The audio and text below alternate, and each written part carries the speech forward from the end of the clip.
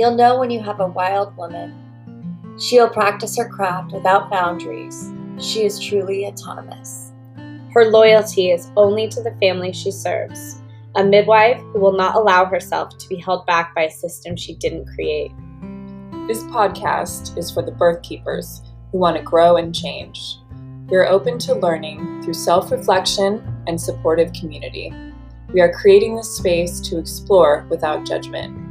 We are remembering we were Born wild.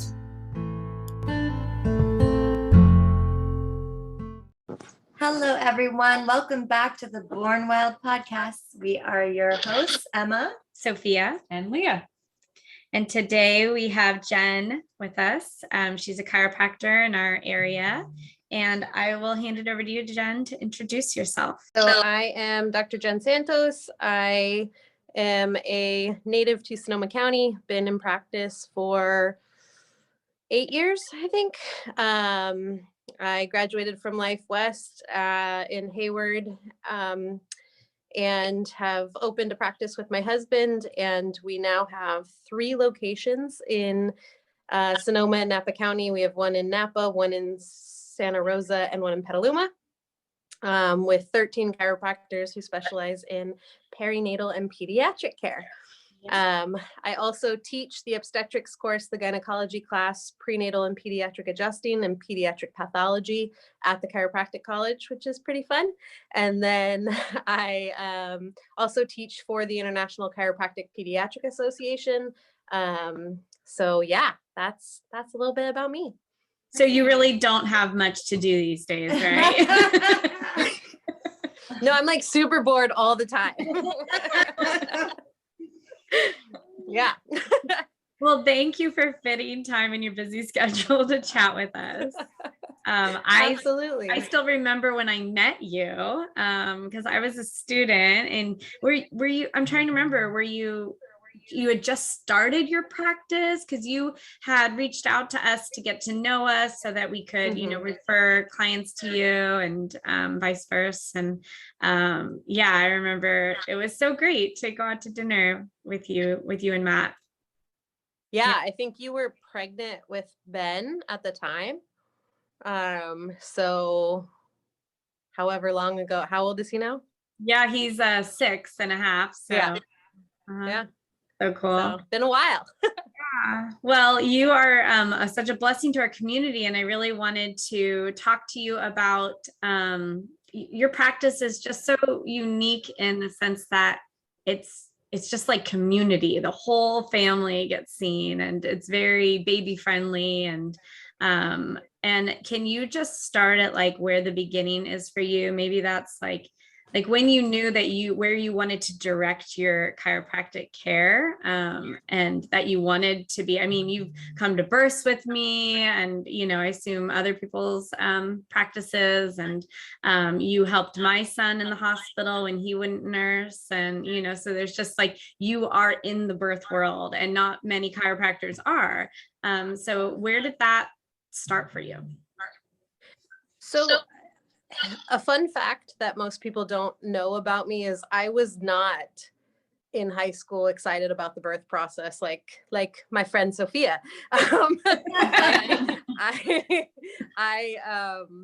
My husband and I had been married for 5 years before we had our first kid, and didn't really know if we wanted children. I thought children were kind of gross and sticky, and the birth, like being pregnant, seemed like the worst parasitic infection possible, which is still totally true. But it was, so I really didn't.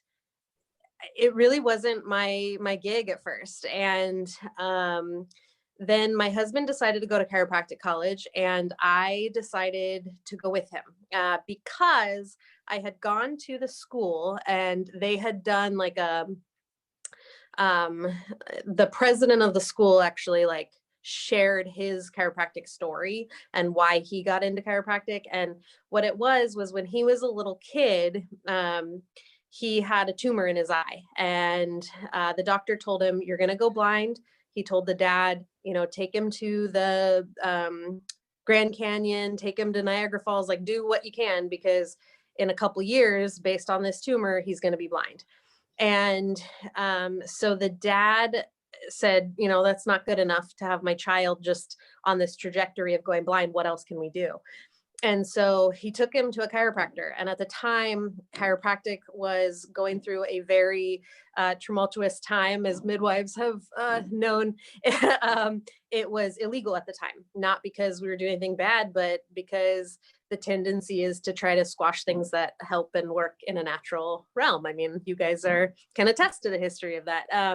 And so it was illegal at the time. And the child started getting, the president of the chiropractic college started getting adjusted, and he went back, 6 months later or whatever for a checkup, and the tumor was gone.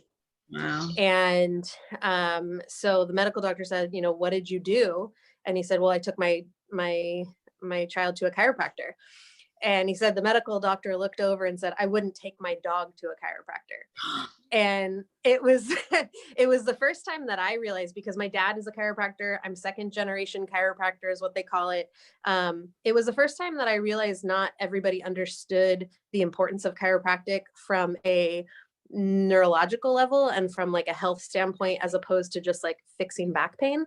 And so we were driving home that night, and I said to Matt, my husband, I said, I'm going to go to chiropractic college with you, but if I'm going to go, I want to be the best damn pediatric and prenatal chiropractor I can be, because it starts with that. Like, it starts with the baby. It starts with the mom. Like, if we can take care of that, then perhaps they won't have as many issues. Perhaps they won't grow into having tumors and, whatever. And so my husband said, I think that's great, but there's one problem. You don't like kids. And I was like, dude, I'll figure it out, because I don't know.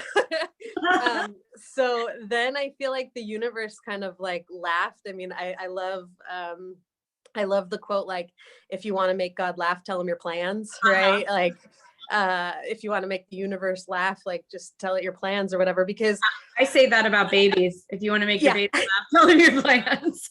Yeah, exactly. So 2 months before we were slated to start chiropractic college, I found out I was pregnant.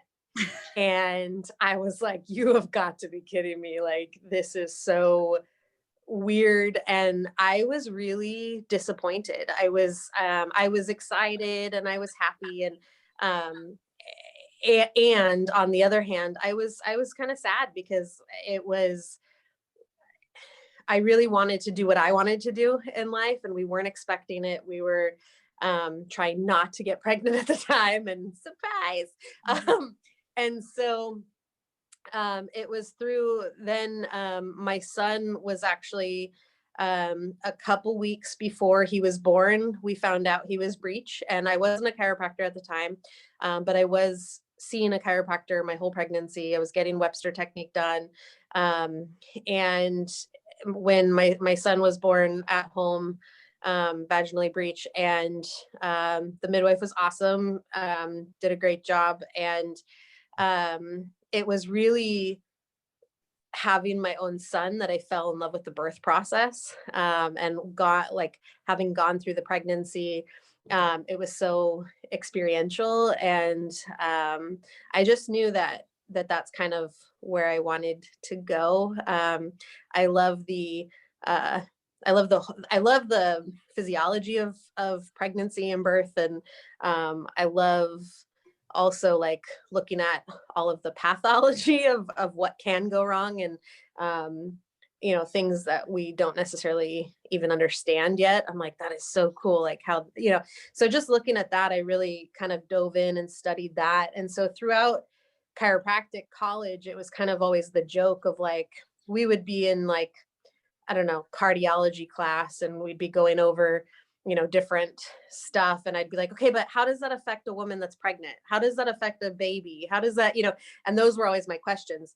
And the teachers got to the point where once they had me in 1 or 2 classes, they would be like, I know, Jen, you're going to ask me about pregnancy. Hold on, I'll get to it. And so kind of my, throughout chiropractic college, I just knew that was what I wanted. And so I ended up, at that time, also, a lot of my friends were getting pregnant and asking me questions. And I was like, I have no idea, but I'll look it up. And so one Christmas, I got Williams obstetrics textbook for Christmas for my Christmas present. Read through that in my spare time.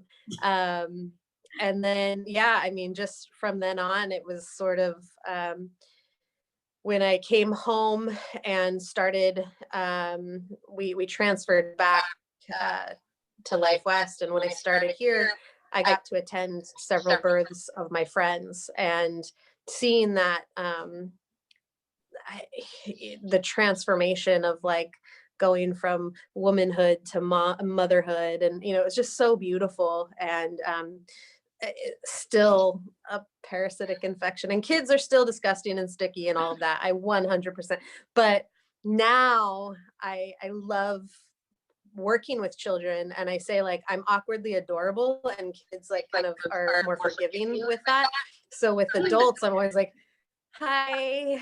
Like I feel super awkward in myself. And so, but I love being able to just be like, I own my awkwardness with children, and they love and accept me. So I'm like, okay, cool. So it's easier. That's awesome. Yeah. So I have a question. I'm curious what the process is to become a chiropractor. I think whenever there's an alternative provider, like I was, like acupuncturist or a chiropractor, I think it's helpful sometimes for people to know like how long is the schooling, kind of what are the prerequisites, like, because I know that it's very extensive and people don't always understand that. So I would love to. Yeah. So yeah, in order to go to chiropractic college, you have to have a bachelor's degree, or 90 college units in specific classes. So if you have a bachelor's degree, as of right now, you can have a bachelor's degree in anything. You just have to have a bachelor's degree. If you are doing 90 units, that's 3 years of undergrad, you are supposed to have chemistry, organic chemistry, physics, anatomies, basically all the health sciences and stuff like that. So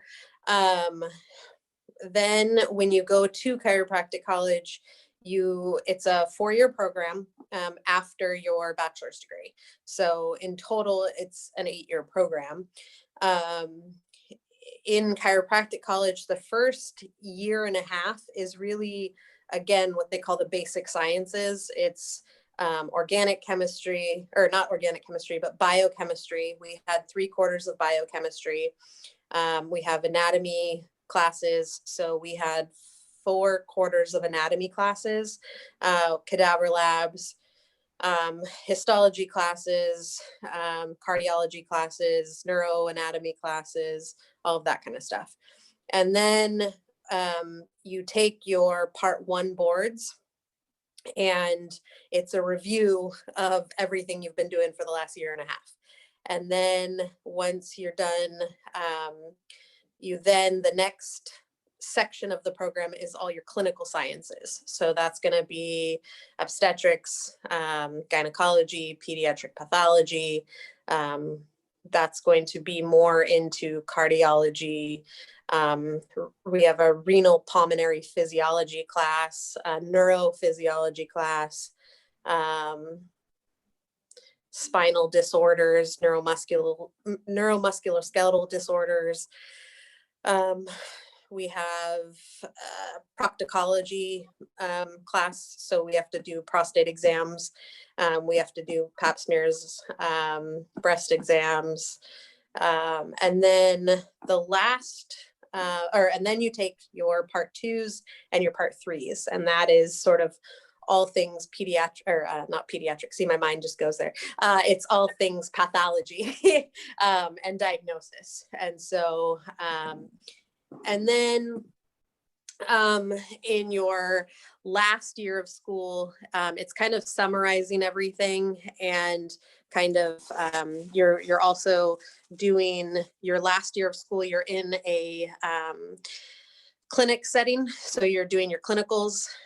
You're required to do a certain amount of adjustments, a certain amount of physicals, a certain amount of what we call physiotherapy, which is like either therapeutic ultrasound or electric stimulation or cold laser therapy and stuff like that.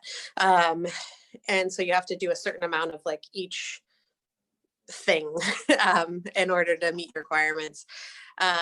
In total, chiropractic college after your bachelor's degree is usually around 4,600 to 4,800 hours.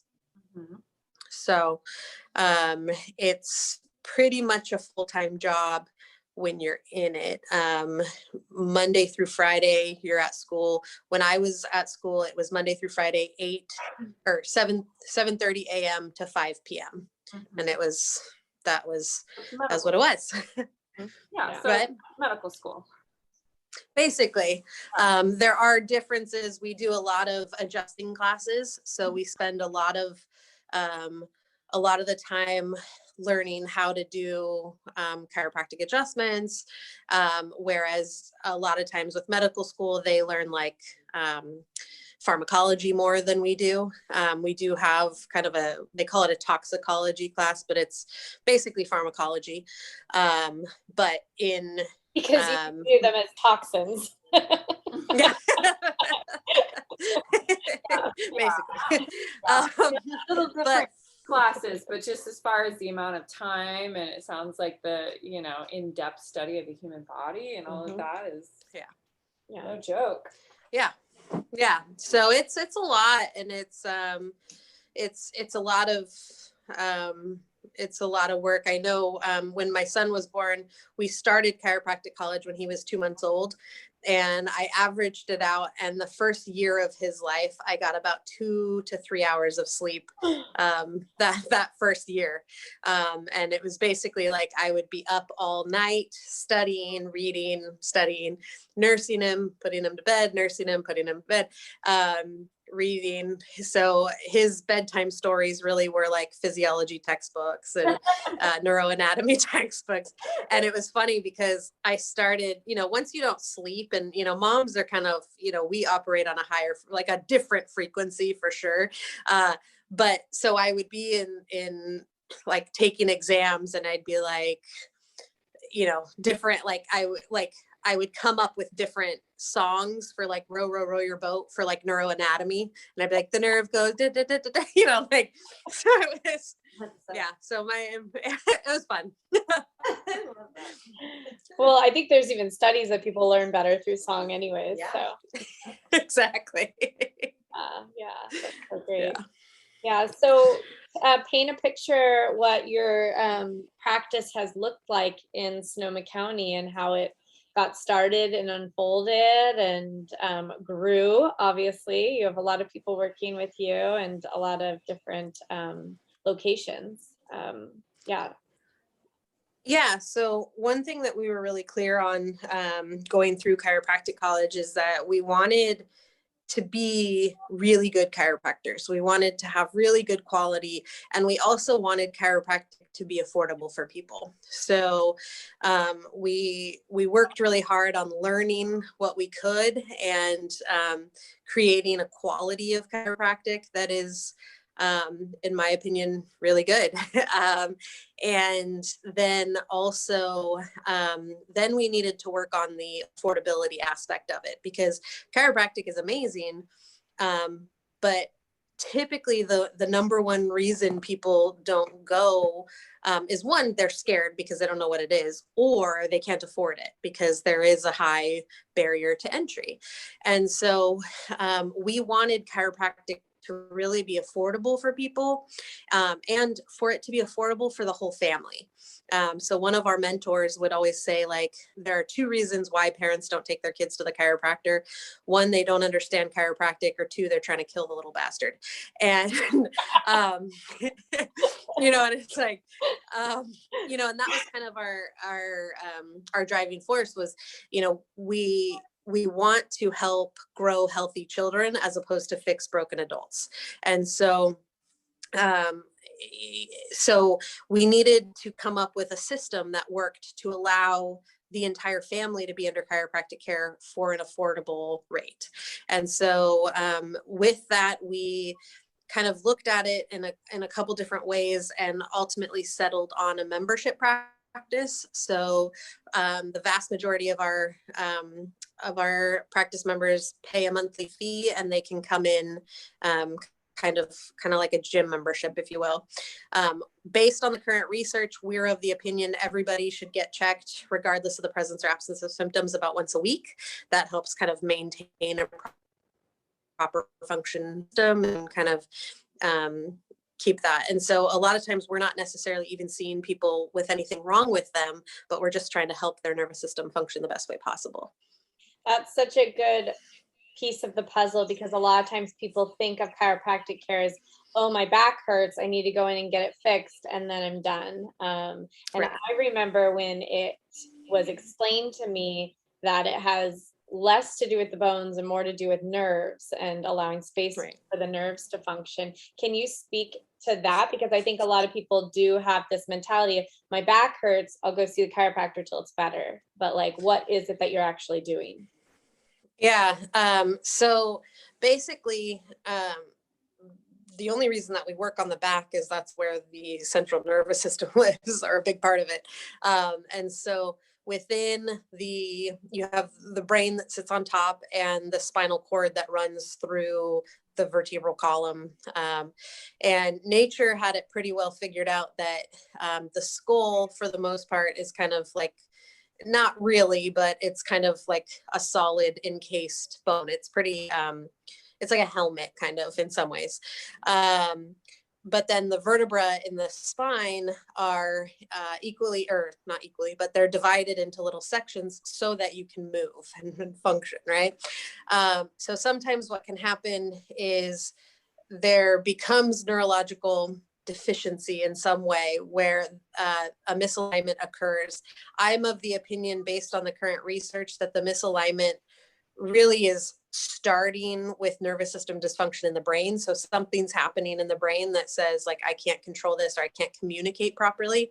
And so that kind of stuck joint or stuck bone, or whatever you want to call it, stays stuck. And it's through motion that about 80 to 90% of all brain stimulation is through motion in the spine. So if you have a joint that's not moving properly, the feedback from the body to the brain and from the brain to the body starts to become deficient. So what we want to do is make sure that things are moving and functioning the best way possible. Yeah, and we're seeing this with, like, they've done like different brain MRIs and scans where they'll take joints and immobilize them for like 2 weeks. And after about 2 weeks, the brain, the area that joint is supplied by, starts to atrophy. So we'll see different changes. So really at the forefront of chiropractic research right now, what we're finding is when we adjust segments of the spine, the number one thing that we affect is the prefrontal cortex and the cerebellum, which are different areas in the brain.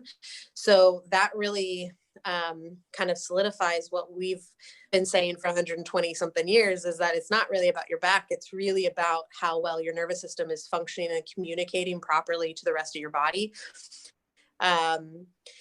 This gets really complicated, but we basically live our life through our nervous system. So any kind of trauma is stored within our nervous system, any kind of, and so when that happens, what we want to do is make sure that that we're stimulating the nervous system. And so one of the ways that we do that is through adjustments of the spine. Does that kind of answer your question? Yeah, it does. Do you see, so you said chiropractic has been around 120 years. Is that what you said? Roughly? Yeah, I mean, 1895 is when they first kind of discovered chiropractic. Chiropractic is what they call it. So that's kind of like credited as like the birthday of chiropractic. So what is that? 1895, I don't know, 120, I don't know, 6 years? Maybe? We will make you do math. Yeah. Mathing is hard.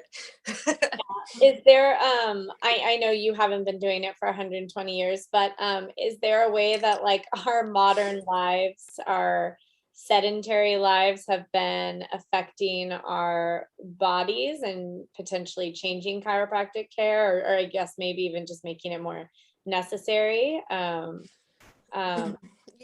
Yeah. Yeah, I think so. I think that, so much of what we do in life now is so unnatural, like sitting in a chair. I mean, I don't really, that's not really how we're designed. And sitting at a desk for 8 hours a day, different things like that. So much of what we do now is unnatural. We also, simply, the development of cars, the development of more like toxins in the environment, all of that kind of stuff plays a role into how well our life is able to integrate what we're doing in our systems. And I think that that's a big part of it. One of the things, I'll go down this rabbit hole with you guys for a second, but simply what we used to do, like with women, for example, when women would give birth, like we had a community, we had a village, we had whatever you want to call it, but we would have women be with women, right? And they would come and they would help and they would surround these people. So much of what we see now is this isolation of women, and in the birth process alone, not with fantastic midwives like yourselves, but a lot of times, they give birth and then they don't see their care provider for 6 weeks. And I think that there's, so in some ways, and what we're understanding about the neurology of what is happening with pregnancy, this was really cool when I started looking at like really what is happening during pregnancy. The amygdala, which is kind of like your fear center, your aggressive center, it's what I call like the mama bear center of the brain. During pregnancy, your amygdala actually grows in size. And we don't talk about that, but you'll see this transition from women who, or pregnant people who are just kind of chill, and then they get pregnant and like they start to get like, oh no, that's my baby. Like, not that I really knew you before pregnancy, but like your amygdala grew a lot with Ben. I think you had to advocate and you had to like go through that. And so I think there are direct pathways from the prefrontal cortex and the cerebellum that go to the amygdala. And so one of the things that I think chiropractic is super helpful with is making sure that as those changes are occurring, that we're able to stimulate those systems for the mom the best way possible, so that basically we're able to exercise those areas of the brain during that transitional period, which I think is super important. Yeah, so interesting. Really interesting. Sorry, I could go on for like hours about all of that. I have a question. What are some ways that you help, or how would you, what are some things that you would say to women to prepare for pregnancy, birth, and postpartum? In one word, no. In one word, stop talking, Jen. No, we have plenty of time. Keep going. I think really try to create a community as much as possible. And that community can be different.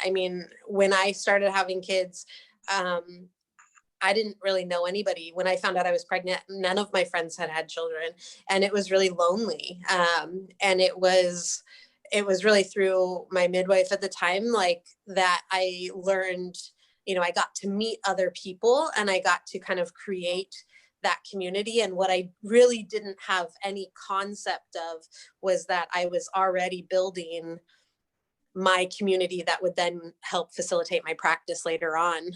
Because that was when we left California, we were not coming back, and life changed.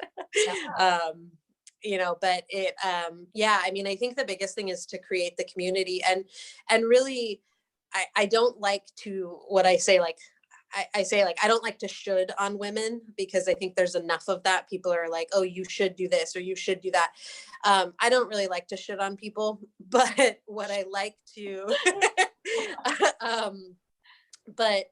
but I think that creating a community and creating a sense of empowerment, to me, I want to help women and families become empowered through their process. It's not necessarily, sure, I would love everybody to have a 2-hour orgasmic home birth, right? Like, that would be awesome. The flip side of that is there are reasons why for some people, that isn't going to happen, or that's not the best option for them.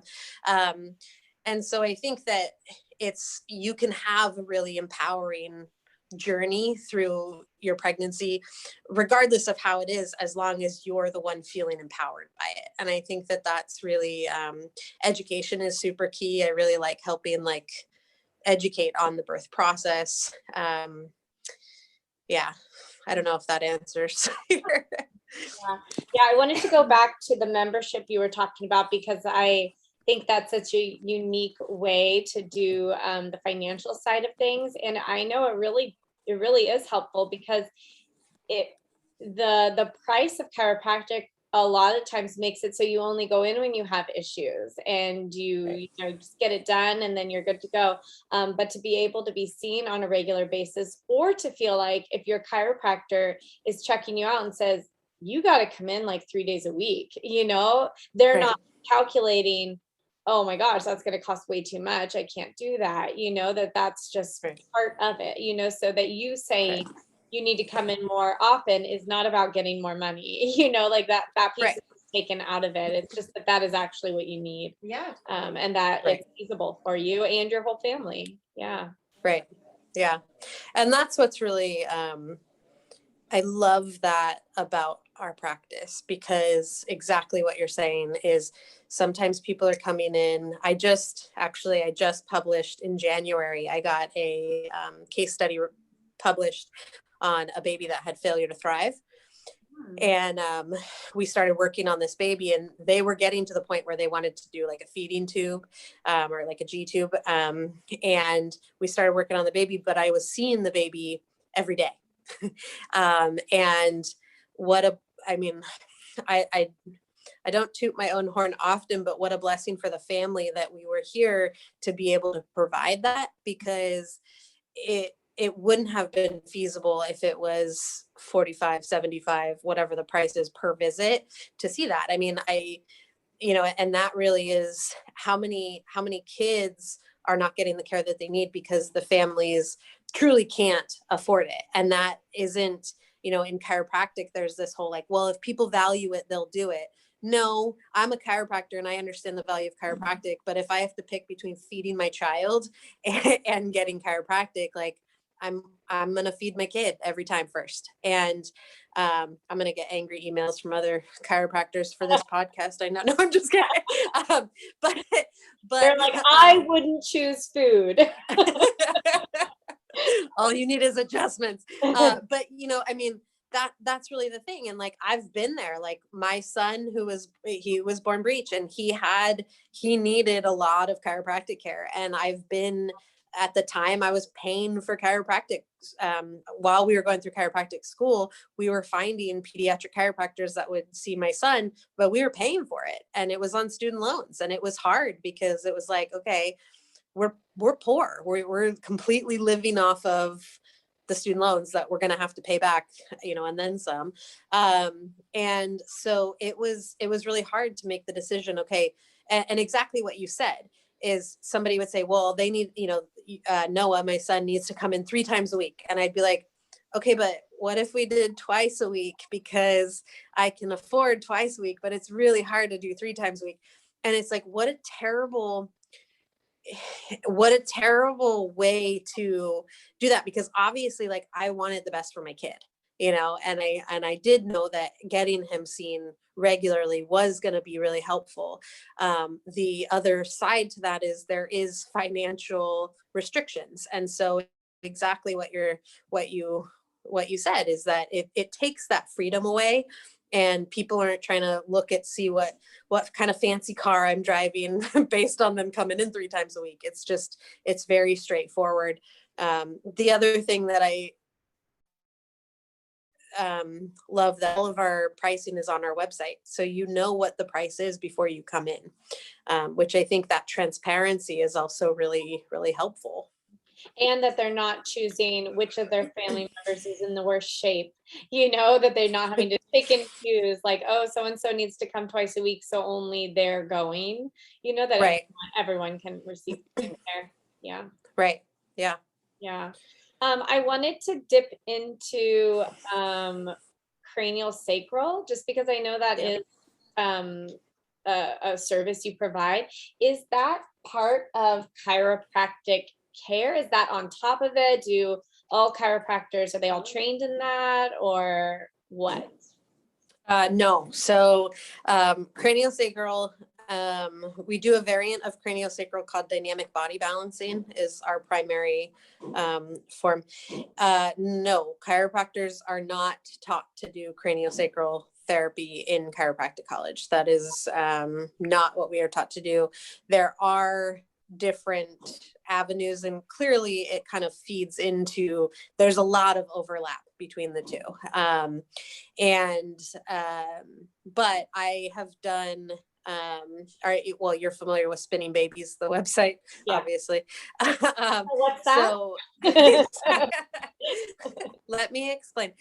So Gail Tooley had learned from Dr. Carol Phillips, who's a chiropractor, and she's my mentor. Carol Phillips developed the forward-leaning inversion. She developed the sideline release, and then the Phillips. I think they call it the buckled sacrum on Spinning Babies. She calls it standing and winding. Either way, whatever. So those 3 were like the big Carol Phillips ones, but Carol Phillips is more like dynamic body balancing. So there's a lot more movement in the cranial work than like something like Upledger, where you just kind of sit still for like 45 minutes. So it's a little bit of it's a variant of, like I always say, it's a variant of craniosacral therapy, but it's a program that I've done postgraduate, and it's a 100-hour program, and then you work, I have like clinical hours that I've done and put in. And so I'm certified with dynamic body balancing. And then I'm actually, which is really cool, and if you know anybody or you want to do it, starting in March, I am actually going to be teaching dynamic body balancing at my Napa office for the series. So I'm actually Carol Phillips West Coast instructor now. So I'm going to be teaching it, and that is because it is not chiropractic, it's something that we teach parents to do for their children. We teach midwives, we teach doulas, we teach I've seen some osteopaths there, but occupational therapists, that kind of stuff, because it's not necessarily chiropractic, but it was invented by chiropractor and all of that. So it's pretty cool stuff. That's really cool. That's amazing. Yeah. Cool. Well, we'll get a link to that, and we'll put it in the show notes too. So if anyone wants to sign up. Cool. Yeah. Thank you so much for joining us. Is there any last thing that you wanted to touch base on before we close up? I don't know. I just so appreciate all the work that you guys do. I always feel weird when I get around midwives because I'm a total fangirl. I'm like, I'm telling you, awkwardly adorable, right? You should have heard us. I was like, we're interviewing Jen Santos today, and Emma's like, she's famous. So the feeling is mutual. Yeah, we appreciate chiropractors as midwives. Good. And some pretty phenomenal magic happen. Yeah. With chiropractic. Yeah. So. Yeah. I mean, my son was tube fed, and within a few minutes of your cranial sacral adjustment, he took bottle and breast, no problem. And it was just like, I was like, I have no idea what she did, but it was amazing. That way, yeah. You know, it was funny. I just found the picture that Spencer sent. He sent me like a letter afterwards, and he put like Jen the Master Santos. And I just found the picture of it, and I was like, oh man, that was so awesome. And what an honor. I mean, to me, it's always such an honor to take care of families during that time. And people ask me, well, don't you get tired? I don't really sleep. I mean, hello, but like people say, well, if I call you at 2 a.m. and I'm in labor, I'm like, I don't care. Like, it's such an honor to be asked to do something like that. And it's not what I do every day, all day. But it's such an honor to be invited into such an intimate time in people's lives, and to at least be a small part in their journey. And yeah, so it's, I've always felt so, so honored to have been asked by you to help with Ben, because that was intense. And, it's just, however, I don't know. I think it's cool to have that community. So, yeah. So we have a couple questions for you. We asked these same questions to everybody, and they're a little bit goofy, but we like them. So should we just go for it. Just take it. Okay, so question Oh boy. is, if you could go back in time to meet your high school self or teenage self, what advice would you give her?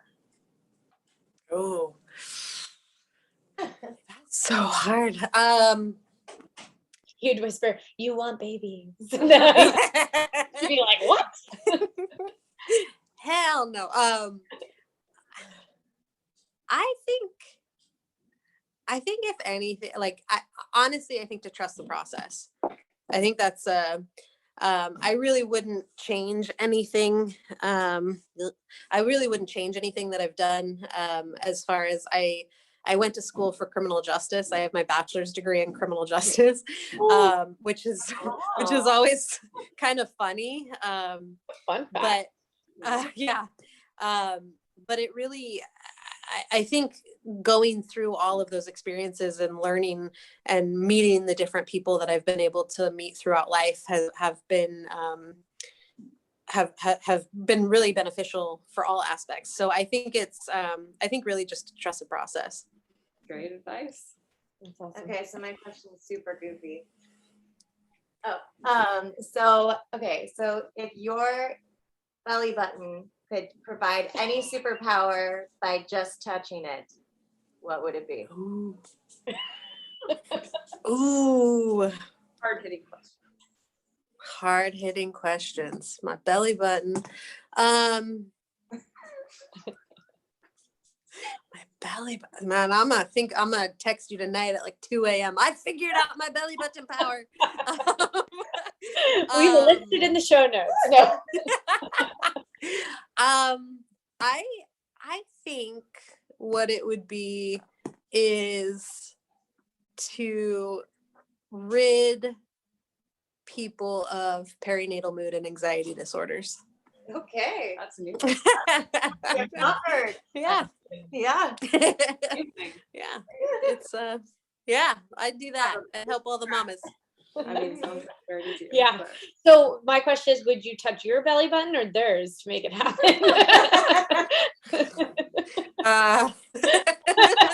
I think we would just touch belly button to belly button. Perfect. Like the Care Bears, right? Yeah. You're like, this is really awkward, but I promise you'll feel better. Do you trust the process? Just go with it. Just let it happen. That's such a visual. I love it. Okay, last question is, what is your least popular opinion? Oh no. pregnancy is a parasitic condition. My least, oh man, you're gonna really get me some hate mail here.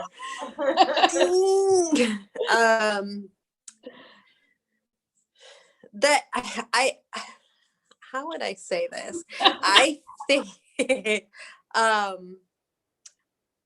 I think the best, I think the best healers are women. And in a chiropractic profession that is completely male dominated, that is a very unpopular opinion, but I think females make better chiropractors, better healers in general. And I think our ability to connect with different people on different levels is far above most of our male counterparts. Mm. And Matt, what do you have to say about that? I know, right? My husband, who's the chiropractor as well. Love it. I thank you for your honesty. It's a popular opinion on this podcast. Yeah. Oh, good. Yeah, you're not going to get hit down for that. We appreciate you being in our community. Yeah, and we'll get your contact info and a link to the class in case people want to reach out to you. Oh, thank you. Thank you. Good to see you. Good to see you.